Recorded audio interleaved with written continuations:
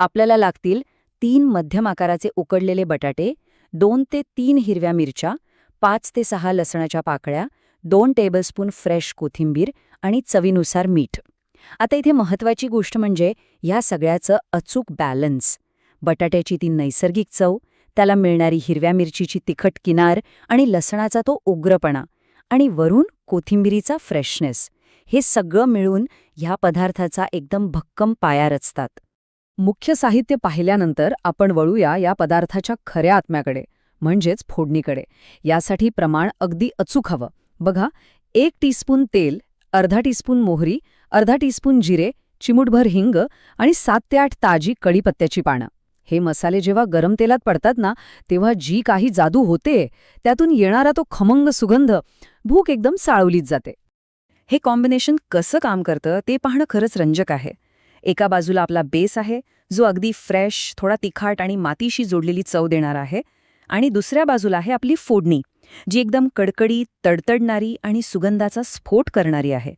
जेव्हा हे 2 वेगळे लेयर्स एकमेकांत मिसळतात, तेव्हाच या चटणीला ती अस्सल खमंग चव मिळते. इथे एक अतिशय महत्वाचा शब्द लक्षात घ्या, जाडसर.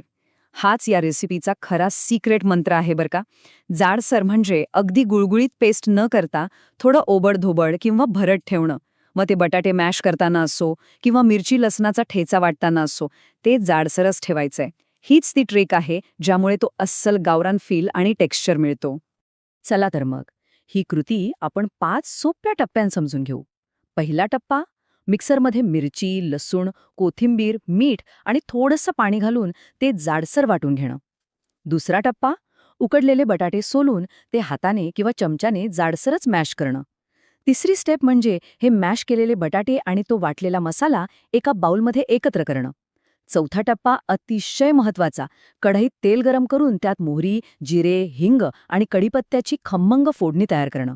आणि शेवटचा 5वा टप्पा, ही कडकडीत फोडणी त्या मिश्रणावर ओतून ते छान एकत्र करणं.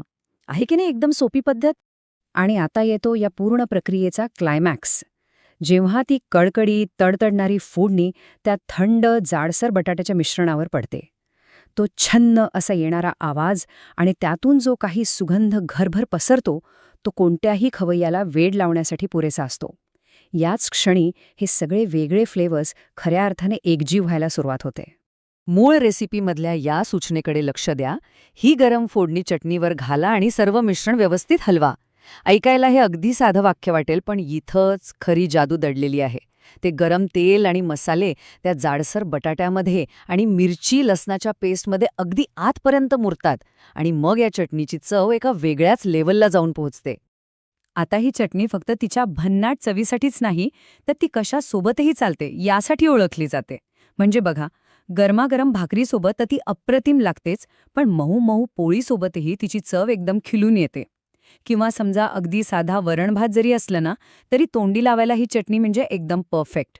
आणि हो, कुरकुरीत डोसा किंवा खमंग थालीपीठासोबतही ती तेवढीच भारी लागते. मऊ असो वा कुरकुरीत, कोणत्याही पदार्थासोबत ती अगदी अचूक मॅच होते.